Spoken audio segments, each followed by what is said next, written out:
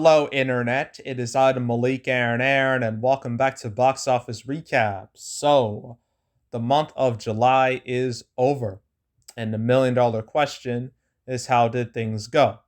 Answer: things were mixed. Very, very, very mixed.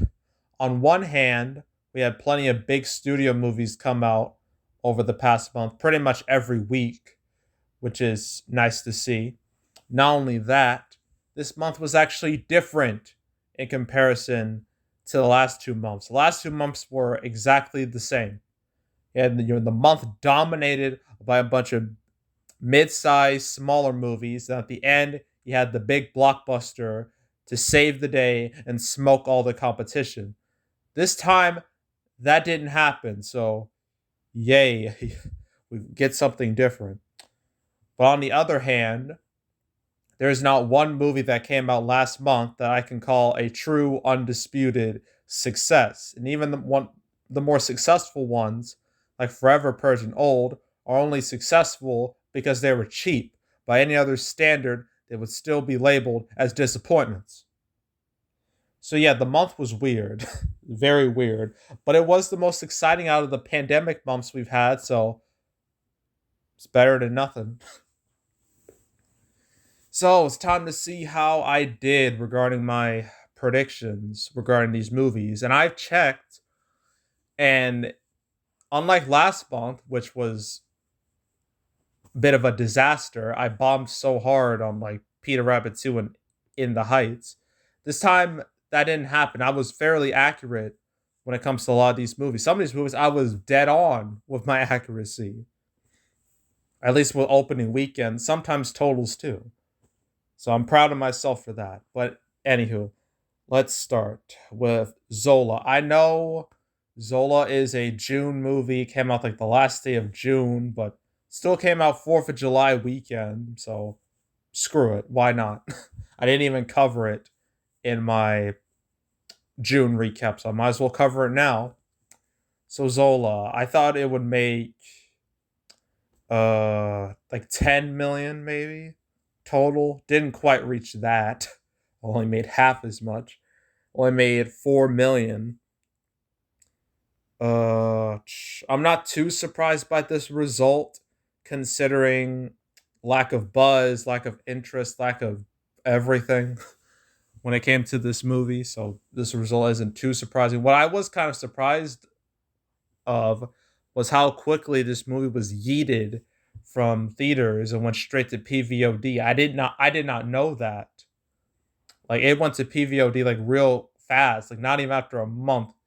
It just went by theaters. Hello, PVOD. Hello, video on demand. So yeah, not surprised by this result at all. So like whatever. It was a small movie anyway, so I doubt it lost that much money.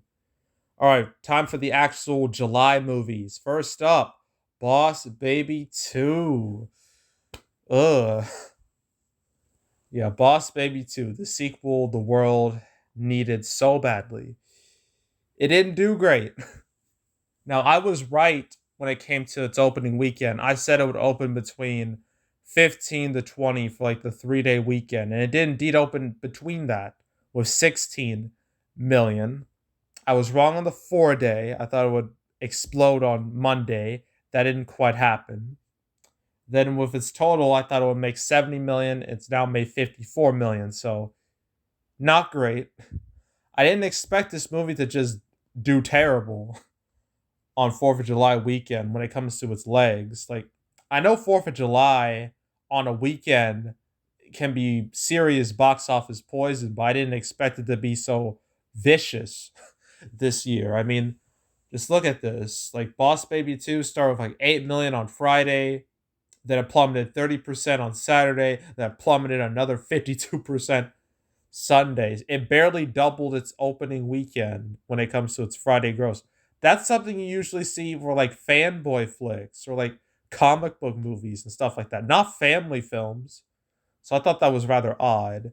It did recover a bit afterwards, but Yeah, it still didn't do great. It didn't even do as well as Crude's A New Age, which was put in a much worse situation regarding theaters and box office and whatnot. So yeah, I definitely would call this movie a disappointment. When compared to the first, it's not even close. Like the first Boss Baby in 2017 opened with $50 million and made like 175. This isn't even gonna reach. I mean, it's only gonna reach like a third of that, which is just embarrassing for a sequel. Although still technically better than Croods 2 when it comes to retaining a sequel, its predecessor's audience. Yes, I know this movie was on Peacock, so that probably cut into its gross a little bit, but I don't think it did that much damage in comparison to, say, an HBO Max movie or a Disney Plus movie. So, I mean, I doubt this movie would have done all that great even without Peacock, considering how Peter Rabbit 2 performed last month. So, yeah, not too surprised by this, but for all you Boss Baby stands, if you want a Boss Baby 3, sorry, you're not getting it now. But what we will get is another Purge movie, despite the fact that this was marketed and they said this was the last Purge movie, but they lied, and now another one is coming. So, re. But anywho, yeah, Forever Purge came out the same weekend, and it did relatively better, not only retaining way more of its predecessor's audience, but also being more successful in general because it was cheap to make. It only cost 18 million, made 64 million total. It's a straight up success. Although when it comes to the Purge movies, it's by far the worst performing one. So I can't call it a true success. But when it comes to predictions, I thought it would make 10 to 12 for the 3 day and end up making 12 million for the 3 day. Who knew?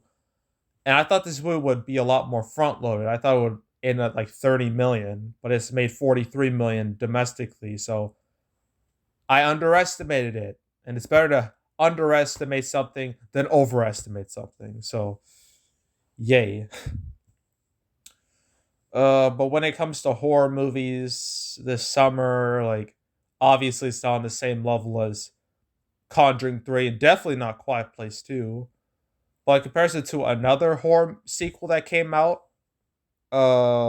this past month, it's just it looks way better in comparison. So congratulations, Forever Purge. You didn't embarrass yourself. So yeah, that was 4th of July weekend. It was really weak. Wasn't that exciting. But the next weekend, whew, oh boy, we got a lot to talk about regarding this Black Widow, a movie that I predicted would have the biggest opening weekend of the pandemic. I was right about that. Opened with 80 million. My prediction was like 80 to 90 million. I honestly thought it would make more than 90, but I picked 80 as like the low end and it just reached that. But when it comes to its total, I thought it would make 200 million. I thought it would be 200 million easy domestically. But after week 2, that was not going to happen at all because if it tanked week 2, it fell 68%, the worst out of all the Marvel movies by a long shot. Like that's terrible. That's on par with a DC movie. That's on par with Batman v Superman and Suicide Squad and Wonder Woman 1984 and all of them. And that's not those are not the type of movies you want to be compared to. And overseas it didn't do much better. It's only made 346 million, which for Marvel standards is just straight up embarrassing. I mean, the first Captain America made more than this, and that was before Captain America was considered cool by the general population. It was before Marvel made him cool with his sequels. So, yeah, this doesn't look good at all.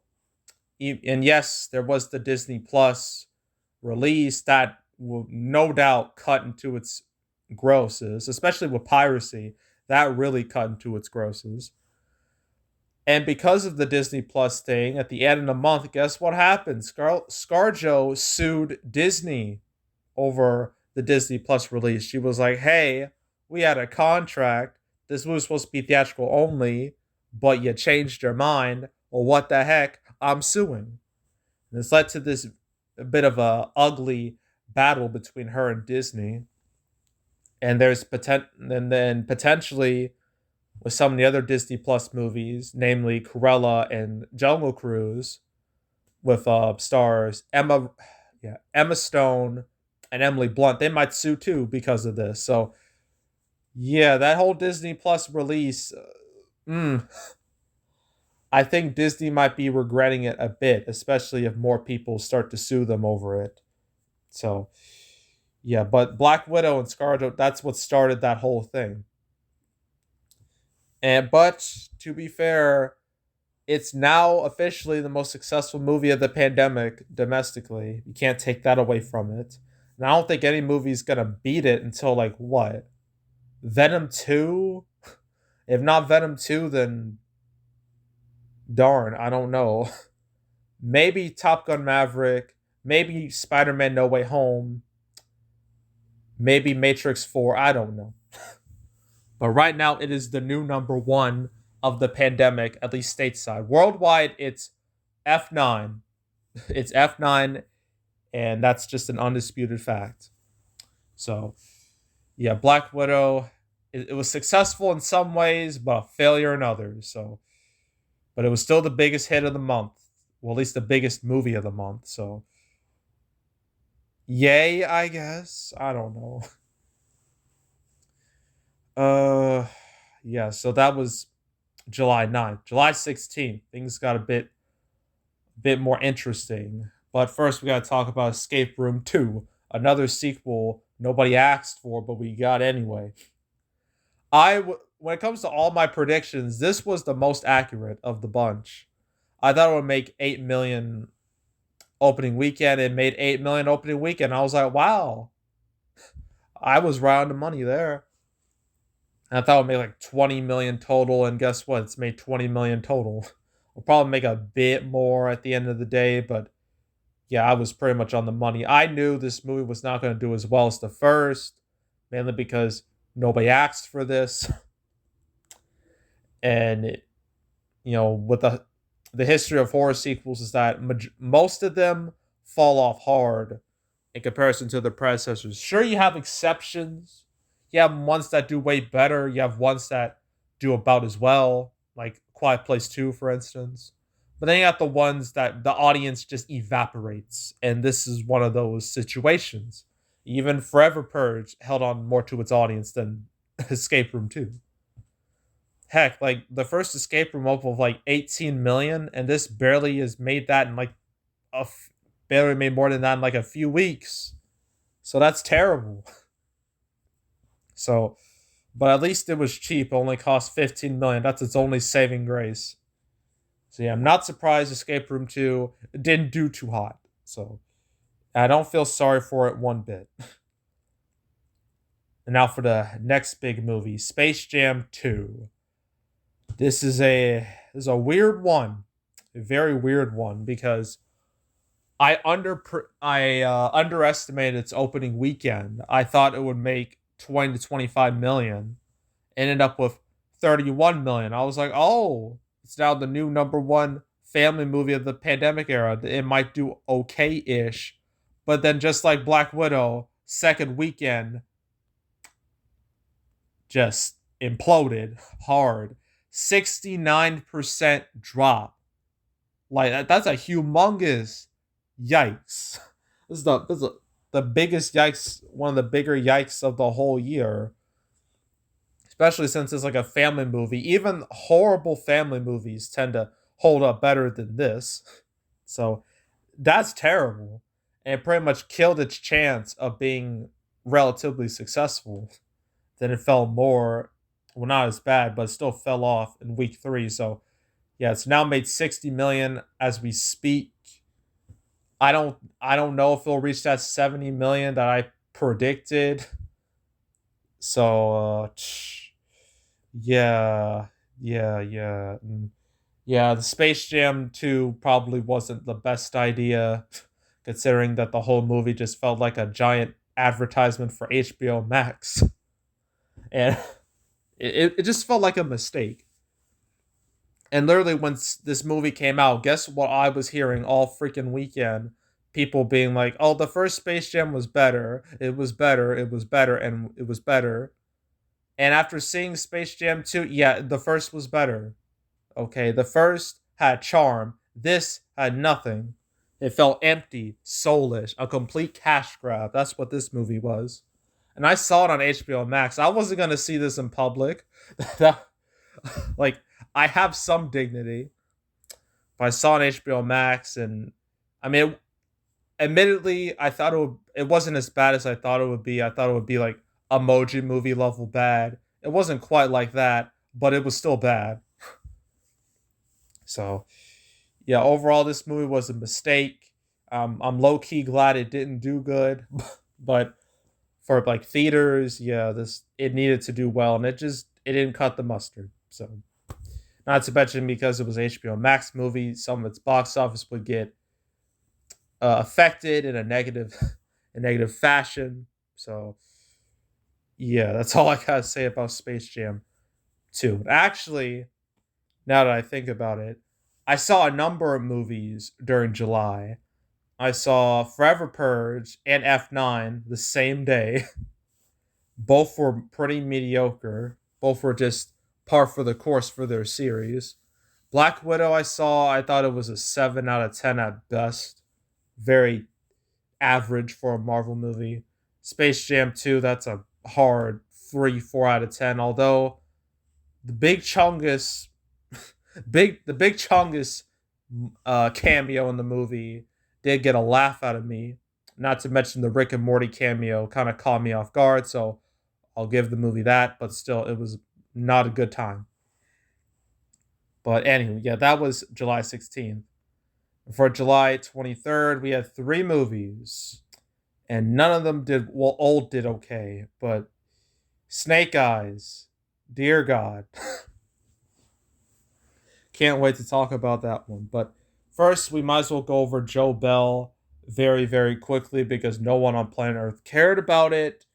I thought it would make 1 to 2 million opening weekend, 4 to 5 million total. That obviously didn't happen at all. It just 76%. Good God. That's one of the worst declines I've ever seen. Like, goddamn. So it's only made like one. It's not even going to get past 2 million. So my prediction there was a complete and utter bust. But even when I was making that prediction, I knew for a fact nobody was going to watch it. And lo and behold, nobody watched it. So I'm not surprised at all. So yeah, that's Joe Bell for you. Now, Old, a movie I did watch. I thought it was mediocre. It wasn't as entertaining as I thought it would be. It wasn't like a disaster piece on the level of, say, The Happening. I was hoping for something like that, but it was just depressingly okay. Which I mean, for M Night Shyamalan is still better than average, so good for him. But Old, I predicted it would open between 15 and 20 million. Made 16 million, so I was right on the money there. I thought it would make 40 million total. Judging by how it's going, it'll probably reach that. So again, I was accurate. I knew this movie wasn't gonna be big, pandemic or no pandemic. It just felt, I don't know, a bit small scale for Shyamalan. And you know, his brand is very wonky to say the least. I mean, for every Sixth Sense, there's a Last Airbender. So yeah, his brand name is kind of, it's very wonky. But yeah, this, it's box office. I'm not surprised about it. You know, you know, good for the movie. It did well, relatively well. So yay for Shyamalan. Well, one movie that did not do well at all by any means was Snake Eyes G.I. Joe Origins. Now, with my prediction, I was being generous. I thought it would open to like 20 million, make 50 to 60 million total. Still way worse than the previous G.I. Joe movies. But, I thought that was reasonable considering the pandemic and everything. But guess what? It only opened to like 13 million opening weekend. And then, like Black Widow and Space Jam 2, it fell off a freaking cliff in week 2. Look at that. 70% drop. Like, wow. It's only made, like, well, if we round it, 24 million up to this point. I don't think it's going to reach, I don't think it's going to reach past 35 million. It might crawl to 30, but not 35. Like, this is truly awful. It's truly embarrassing. Like, the last two G.I. Joe movies, despite being bad movies, like, the first opened with like 54 million. The second opened with 40 million. This movie's not going to make that much total. It's like freaking Charlie's Angels 2019 all over again. Where it was a reboot nobody asked for and was given no hype, no build. And everyone knew it was gonna fail, and it did fail. So I don't feel bad for it at all. But what I will say is R.I.P. G.I. Joe and R.I.P. Henry Golding's career, or at least his leading man career.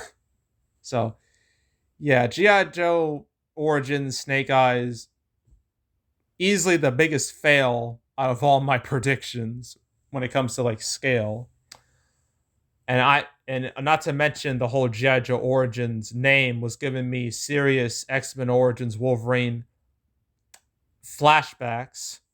And yeah, I knew it would fail because of that too. So yeah. Snake Eyes.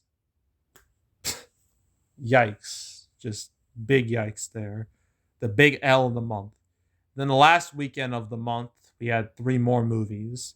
First, we talk about The Green Knight, a movie I did watched very recently. And I thought it was quite an interesting film. Definitely not one that a lot of people were going to like, at least more mainstream audiences would like, more general audiences. But I knew that from the get-go. But it was quite an interesting experience. Definitely the best movie I saw all month, bar like no question.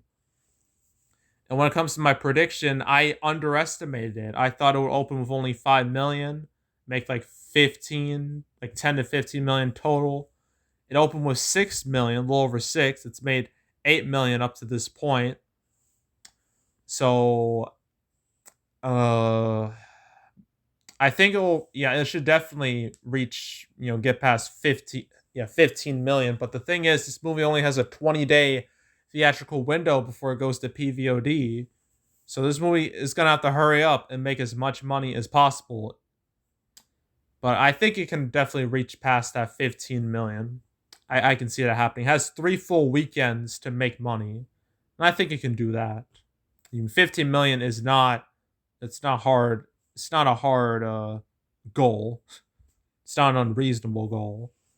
So Green Knight, you did better than I expected. So congratulations. Not just that, but you were the best movie of the whole month. So thumbs up to you. Next movie, Jungle Cruise. Another movie that I underestimated. I thought it would open between 15. No, not 15. I wasn't that pessimistic. But I thought it would open between 25 and 30 million. I thought it wouldn't do too great. But it opened with 35 million. Which I was like, oh wow, it actually made more than Space Jam 2. I'm surprised. It's now the new number 1 family movie of the pandemic era, which is something I didn't expect to happen. And it's made 46 million up to this point. When it comes to second weekend, I don't think it's going to be great because, like Black Widow, this is a Disney Plus Premier Access movie. And the one thing I've noticed, like with a lot of movies that came out, especially at the latter end of the month, was this talk about how streaming is killing the box office for these movies. It's killing their legs. And there was definitely evidence of that with Black Widow, Space Jam 2. Will the same thing happen to Jungle Cruise? Probably. I mean, it's going up against some intense competition in the form of the Suicide Squad. Although Jungle Cruise is a family movie, Suicide Squad is not. So it's not direct competition, but still, Suicide Squad's taking up those IMAX, those big, big screens, which is gonna hurt Jungle Cruise. So yeah, I don't see this movie having a great second weekend, but it did better than I expected. So hooray for it. And even with the whole Disney Plus Premier Access thing, the whole $30 thing, people were still willing to watch in the theater. So that's good news overall. Actually, when it comes to opening weekends, it was the fourth biggest of the pandemic era, only behind Black Widow, F9, and Quiet Place 2. So, yeah, well, I can't call it a flop. Well, technically, it is a flop if you really look at it, because this was an expensive movie. It was like 200 million something dollars, not even including marketing. So, yeet. But it could have been worse. That's the best thing I can say about it. Actually, that's the best thing I can say about literally all these movies. It could have been worse. And finally, the last movie, Stillwater. I predicted it would make 5 million opening weekend. Made 5 million opening weekend. It's so far it's made 6 million. I don't see it having a great second weekend. It's probably gonna make less than my 15 million prediction, probably by a little bit. But I'm not too surprised about this. This was a very small movie, small scale, had no hype, no buzz, no nothing. So, yeah, I'm not surprised by this at all. This movie, pandemic or no pandemic, wasn't going to do that great anyway. So, yeah, not surprised one bit. And yeah, that was July. It was a interesting month to say the least. A lot of ups and downs. The whole month was a literal roller coaster where you had movies that start great and everyone's like, yay, the movie business is safe. And then they bomb on week two when everyone's like, oh no, it's dead again. Like, it was just a constant roller coaster of good news and bad news. But it was pretty exciting. It was an exciting month to look at and observe. And I didn't even mention this, but last month was when like the whole Delta variant situation started to really intensify, especially the latter half of the month.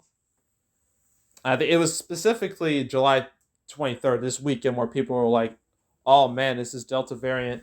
Is it killing the movies again because of how old and Snake Eyes didn't do too great? Well, Snake Eyes straight up bombed, but old didn't do that great anyway." But the next weekend we had Jungle Cruise overperform. So yeah, it's weird. I don't it it's hard to say if the Delta variant has had a real impact on the box office yet. Maybe it just won't. I don't know. I know it's destroying the overseas box office though. I know that much. But at least in the States, there does seem to be there doesn't seem to be like a direct impact, not at this moment.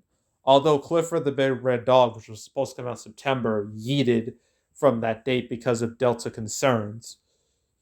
So who knows? Maybe bad times are ahead. But as of right now, things are normal for the pandemic, which means they're not normal by normal standards. But whatever. So yeah, that was July. Next month, well, this month, as I'm making this video, we got the Suicide Squad. We got Don't Breathe 2, we got Free Guy, we got Respect, we got Night House, got Paw Patrol, got Protege, got Reminiscence, and we got Candyman. Got an interesting array of movies coming out. And it won't be as exciting as, say, July, but it should at least be better than May or June, or especially the earlier months this year. So yeah, hope this month goes fine. I'm hoping the Delta variant doesn't straight up kill the box office, but we'll see. We'll see. And yeah, that's it. Make sure to subscribe, like this video, leave a comment, turn on notifications, share the whole drill. Want to check out more videos like this? I got a playlist on the homepage. It'll fill vault previous recap videos I made where I cover the box office results of any particular month. So if you want to watch all those, pandemic, pre-pandemic months, you can go right ahead. There's also box office predictions where I predict box office for movies. The Suicide Squad prediction video will come out this weekend. That's a guarantee. And the rest, Don't Breathe 2, Free Guy, Respect, and the rest I will cover throughout the rest of August. But if you want to watch any of my past past prediction videos I made this year, you can go right ahead. Especially the ones I made from July, just so you can see how accurate or inaccurate I was. And there's also the canceled series where I go over all the movies that were supposed to come out but didn't. I just did a new episode regarding the whole Clifford the big red dog leaving the calendar situation, and asking if this is either just a one-time thing or more movies gonna follow suit. So if you want to watch that, go right ahead. And if you want to watch any of my past canceled episodes, there's now, including the Clifford one, there's now 72. So if you want to watch any of those, you can go right ahead. That way you're up to date on all these movies. And yeah, that's it. That's all. I am out. Goodbye.